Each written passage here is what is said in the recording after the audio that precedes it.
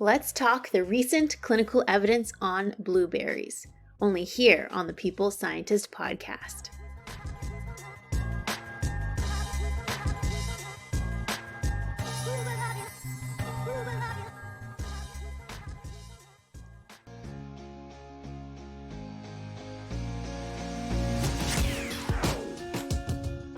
You are listening to the People Scientist, the podcast dedicated to helping us optimize our health with the latest scientific findings on neuroscience, physiology, and nutrition.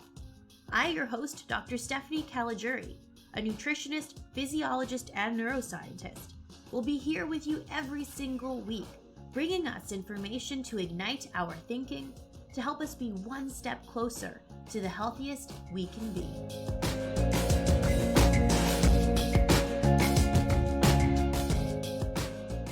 Hello, my People Scientist Army, and welcome back to the People Scientist Podcast for episode 120, where every week I aim to share some scientific evidence so that we can all become a little bit smarter and a little bit healthier with every episode.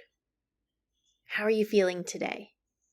Thank you for welcoming me into your day and allowing me to keep you company for the next 20 to 30 minutes or so. Now, what topic am I going to talk about today? Well, for the last couple of weeks, I've been baking myself these blueberry oat muffins to have with my breakfast. And I thought, I wonder if there is any new evidence on blueberries. You know, we always hear that quote-unquote blueberries are good for us. But what does the clinical data actually say? So today, let's talk all about blueberries. And I think some of the data might just surprise you. But before we jump into our core takeaways, let's start off with a foregone fact segment where I share a scientific finding from long ago.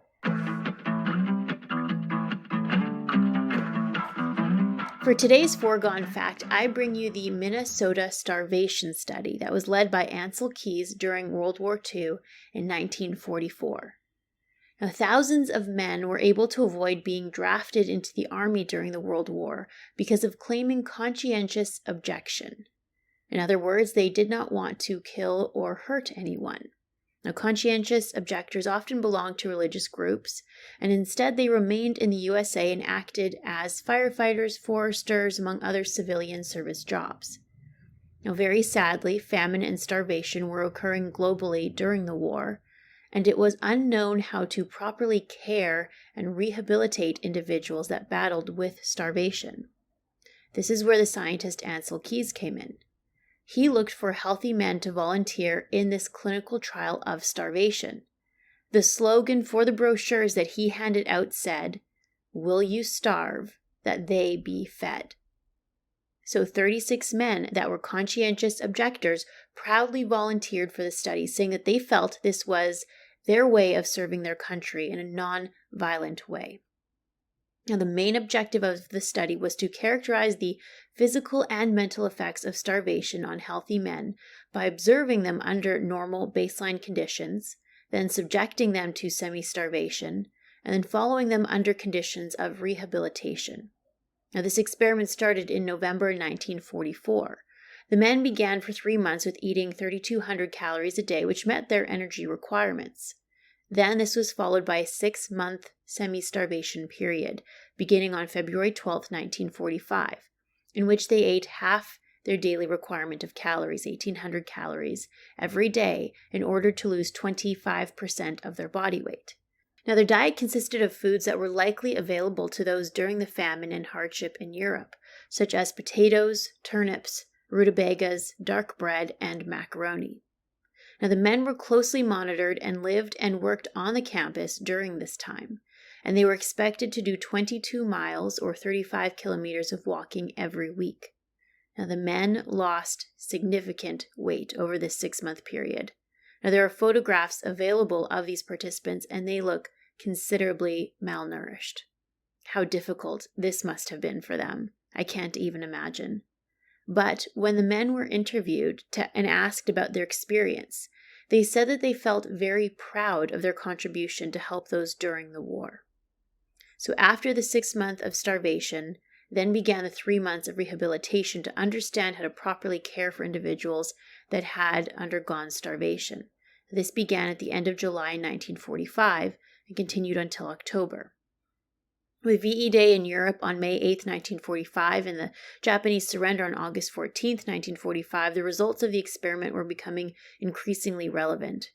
Ancel Keys also stressed the dramatic effect that starvation had on mental attitude and personality. And Ancel Keys argued that democracy and nation building would not be possible in a population that did not have access to sufficient food. That the most important thing is to feed your people. The most prominent finding was the psychological impact of starvation. The participants became aggressive and protective of their food rations. They developed extreme irritability, insomnia, anxiety, depression, and obsessions with food. The refeeding or rehabilitation component was insightful as the scientists learned that providing excess food to someone who has been starving for months can be dangerous and lead to dramatic electrolyte imbalances, vomiting, and intestinal issues. So slow refeeding and building up to the excess of calories was effective and more safe. But even after 3 months of this slow refeeding, it was not sufficient to bring the individuals back to baseline, that it was important to consider that this refeeding rehabilitation period can take a long time. Now, this study, however difficult it was for the 36 men that participated, this information provided really important insight that led to the proper care of individuals that battled with starvation during the war and famine.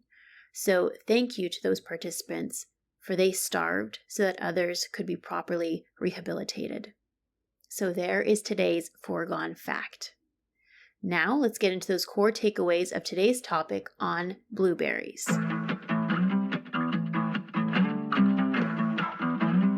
Blueberries indeed are rich in different types of antioxidants, primarily anthocyanins. And clinical studies indicate that we do indeed absorb some of those antioxidants, and that eating blueberries has the potential to improve the antioxidant status of our blood.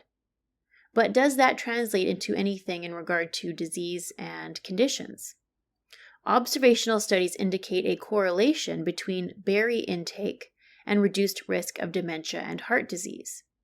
Intervention clinical trials where they recruit individuals and have them eat blueberries on a daily basis for several weeks have been conducted, and the scientists indicate that yes, eating blueberries every day usually results in some type of benefit, particularly eating 1/3 of a cup to 1 cup per day in regard to improving markers of blood vessel health, improving cholesterol levels, and potentially having a positive effect on cognition and mood. Now, how about we get into those study details?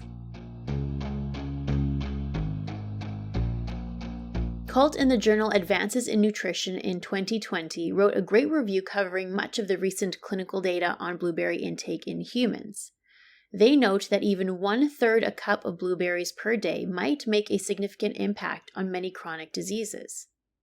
It is thought that blueberries are very rich in a type of antioxidant called anthocyanins, which approximately there are 400 to 500 milligrams of anthocyanins per 100 grams of fresh blueberries.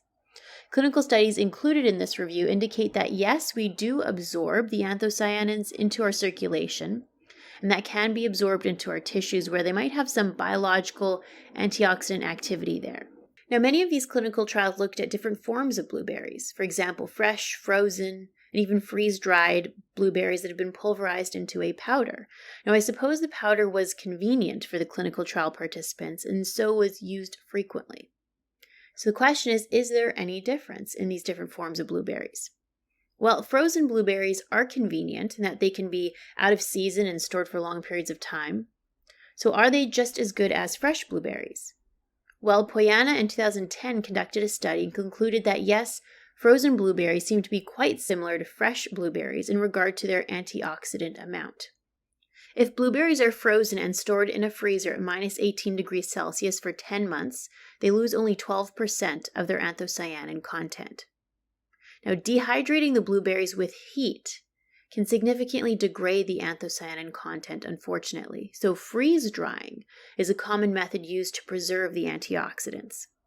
If the freeze-dried blueberry powder is stored in a cool temperature like a fridge, that is much better, as 50% of the antioxidants can be lost by 139 days if the freeze-dried blueberry powder is stored at room temperature. So now that we talked a little bit about how we may eat our blueberries, let's talk about if there's any impact on our health. Carvalho in the journal Nutrition Research in 2021 conducted a meta-analysis to see if eating blueberries can improve any parameters of the metabolic syndrome. So first, let's define two things here. What is a meta-analysis and what is the metabolic syndrome?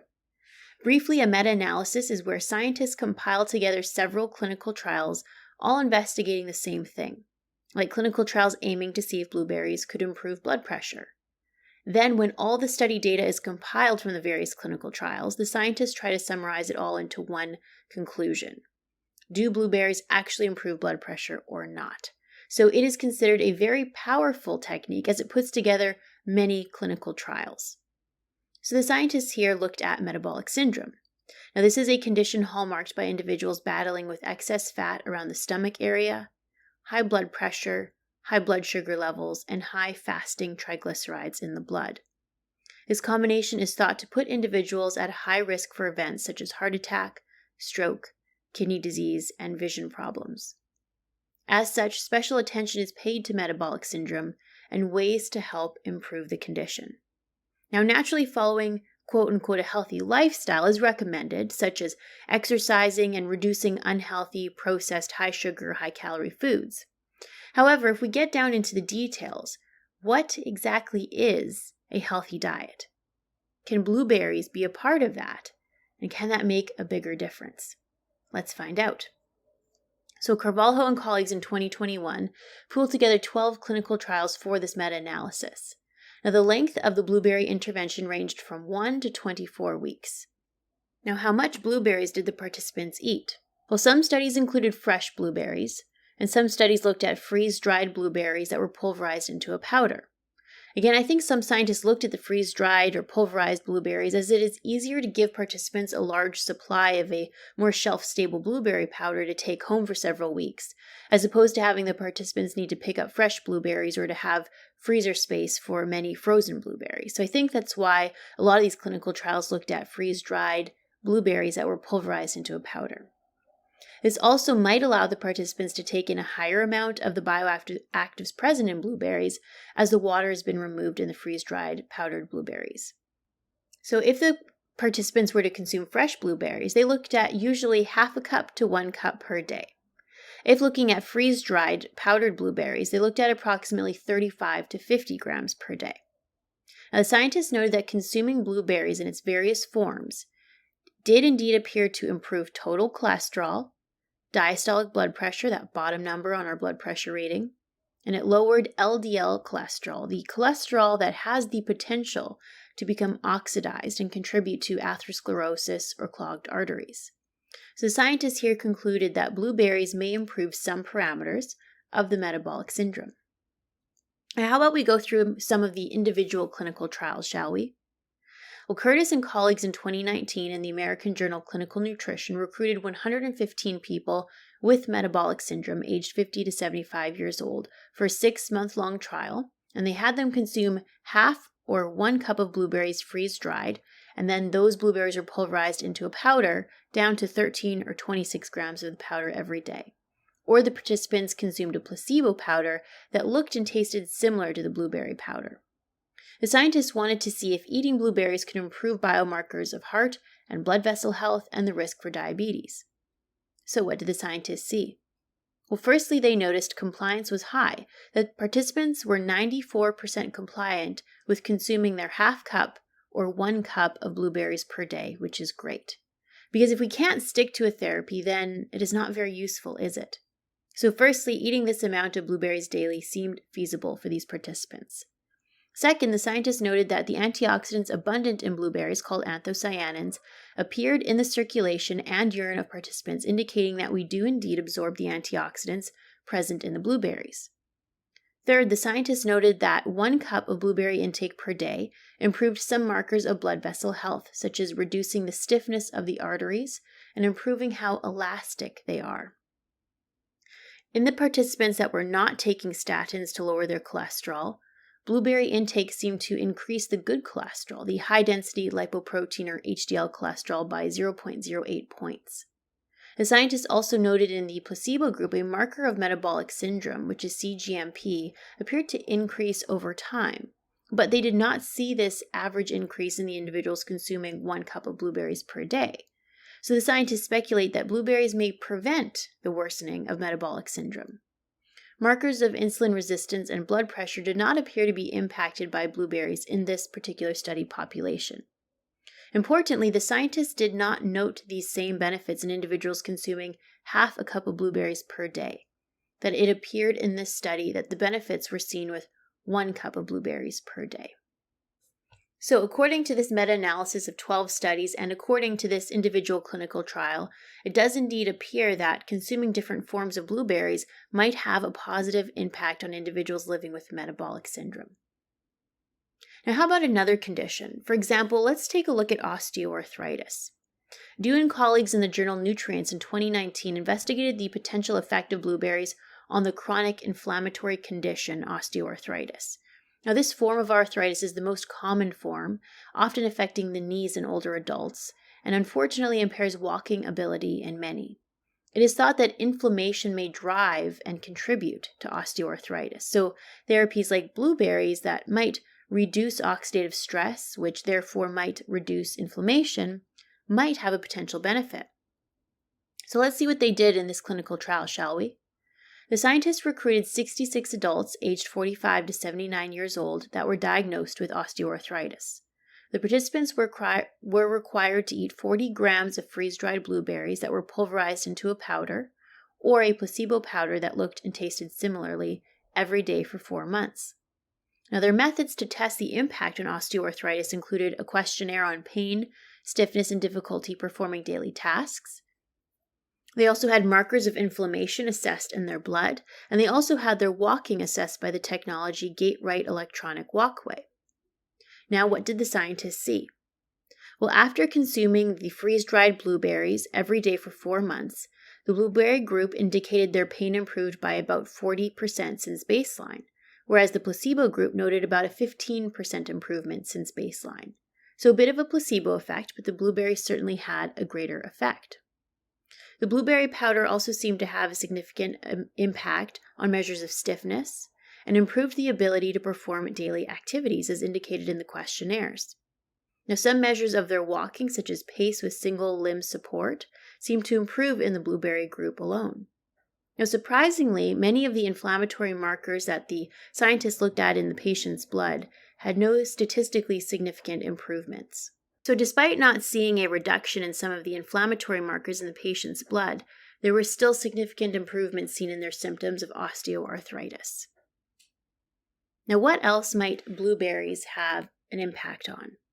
Well, you know that I always love to tie in the brain and mental health whenever possible. So Travia in the journal Brain Behavior and Immunity in 2020 wrote a systematic review on whether or not blueberries could impact our cognitive performance and our mood. Now, cognitive performance meaning our memory, decision-making, planning, etc.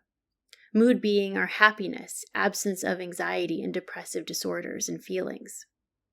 Now, the scientists here looked at 12 studies in this review. 9 of the studies looked at freeze-dried blueberries, 2 studies looked at whole blueberries, and 1 study looked at blueberry concentrate. The individuals in the studies included children, young adults, and older adults, either with or without cognitive impairment such as dementia. So what did the scientists find? Well, overall, 8 of the 12 studies indicated that blueberry intake in its various forms over different lengths of time in different populations seemed to improve some measures of short-term memory, long-term memory, and spatial memory. Now, this is in line with observational studies showing correlations of berry intake to cognition. For example, in a prospective analysis of 16,000 women in the Nurses' Health Study, greater intake of blueberries and strawberries was associated with slower rates of cognitive decline in older adults, with an estimated delay in decline of about 2.5 years. So this correlation indicates that berry intake may slow the onset of cognitive decline such as dementia. And the intervention studies suggest that this is also possible too. Now, in regard to mood, one study found a significant improvement in positive mood versus placebo. However, a few studies found no improvement on mood. So how about we dive into the details of some of these clinical trials? Barfoot in the European Journal of Nutrition in 2019 recruited 54 children aged 7 to 10 years old to see if a drink rich in blueberries could improve their cognitive performance on tasks.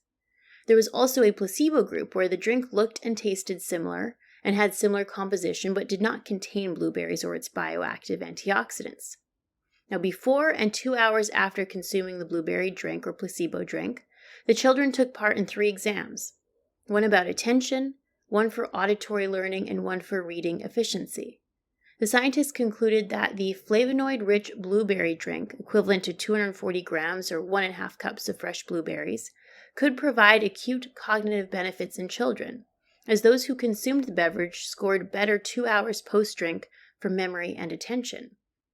For example, they were about 10% faster in response time and were 10% better in word recall. How about another study?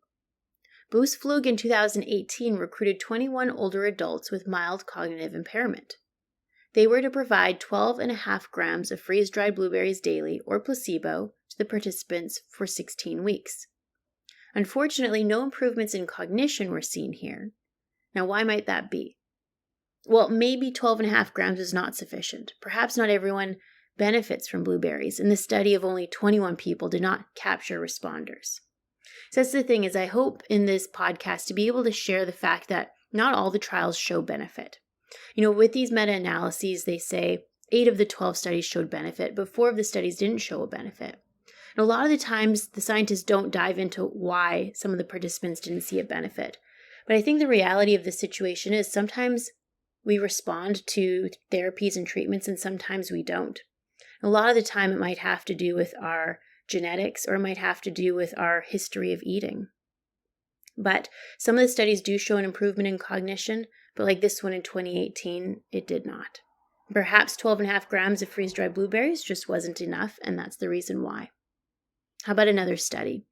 McNamara and the journal Neurobiology of Aging in 2018 recruited 80 older adults with self-reported cognitive decline. Now, there were 4 groups in this study. There was a blueberry group, a fish oil group, a blueberry and fish oil group, or placebo group. Now, they took in 20 grams of freeze-dried blueberries made into a powder and or 1.6 grams of icosapentaenoic acid and 0.8 grams of docosahexaenoic acid for the fish oil capsules. Now, they were followed for 24 weeks to see if any of these interventions improved their cognition. Now, the fish oil and blueberry alone groups reported fewer cognitive symptoms, and the blueberry alone group improved memory discrimination, indicating that supplementation improved measures of cognition. However, oddly in this study, the combination of blueberries with fish oil supplements did not seem to improve measures of cognition. It was the fish oil alone group or the blueberry alone group. Now, why might that be? Again, I think simply some people are responders to certain nutrition interventions and others are not. Considering it was 20 people per group, perhaps these individuals in the combination group simply were not responders. Or perhaps fish oil interacts with blueberries in a way that seems to make them less effective. We don't actually know, because the studies as to the mechanism have not been done. And sometimes looking at cognition can be difficult too, because so many things may influence it as well, such as hydration status, stimulant intake from caffeine, etc. So again, some of the studies show an improvement on cognition, and some do not. How about a study on mood? Khalid in the journal Nutrients in 2017 recruited 21 younger adults aged 18 to 21 years, as well as 50 children aged 7 to 10 years, and had them drink a beverage rich in blueberries or a placebo drink. The scientists assessed their mood at baseline and 2 hours after drinking the beverage using a test called the Positive and Negative Affect Schedule. In both populations, the young adults and children, the blueberry beverage seemed to increase their positive feelings, but did not influence their negative feelings. It seemed to improve their positive feelings by approximately 20% in the young adults, and by about 8% in the children versus placebo and versus baseline readings. Now let's talk mechanism, because if eating blueberries every day might have a benefit on our blood vessel health, It might have a benefit on measures of arthritis. It might have a benefit on brain functioning. How is that possible? Well, some speculate it is due to the antioxidant capacity of blueberries. For example, Kay and Holub in the British Journal of Nutrition in 2002 aimed to see if eating blueberries altered the antioxidant status of patients' blood. So they recruited 8 middle-aged men for this study. Now, subjects consumed a high-fat meal and a control supplement that served as the control. Then 1 week later, they ate the same high-fat meal supplemented with 100 grams of freeze-dried wild blueberry powder. Now, before and after intake, samples were taken and assessed for antioxidant status of their blood using the oxygen radical absorbance capacity assay and the total antioxidant status assay. So what did the scientists find? Well, 1 and 4 hours post-consumption of the blueberries, antioxidant status increased by 4.5 to 16%, depending on the assay used. So it appears that consuming freeze-dried blueberries did indeed improve antioxidant status of the patient's blood, which thus might reduce oxidative stress within the body and therefore the associated risk of chronic disease. So that is a wrap, my people scientist army. The most recent evidence on blueberry intake inspired by my oat blueberry muffins that I have been baking lately. If you care to know, I'll share the recipe in the description box just in case you want to give it a try. So the clinical evidence suggests that yes, blueberries are rich in anthocyanin antioxidants, that berry intake is associated with better health outcomes like in regard to heart health and delayed cognitive decline. Now, when it comes to clinical intervention studies, they indicate that consuming blueberries, usually equivalent to 1/3 to 1 cup of fresh, may have a benefit to cholesterol, blood vessel health, blood pressure, parameters of arthritis, cognition, and mood. So I hope that this episode was interesting for you and that you learned something new today. Make sure to follow me on social media where I share many of the studies I discussed in the week's episode. And I always love to hear from you, and I use Instagram the most, and will likely see your message if you want to say hi or let me know how the episode positively impacted you, and I'll likely be able to reply to you there the quickest. If you want to buy me a coffee to say thanks for the episode, that would mean so much to me, and you can do so via Venmo or Patreon. The links are in the description box below. I hope you all have a wonderful and healthy week, and I look forward to meeting you back here in 2 weeks' time for the next episode on the People Scientist Podcast. Bye for now.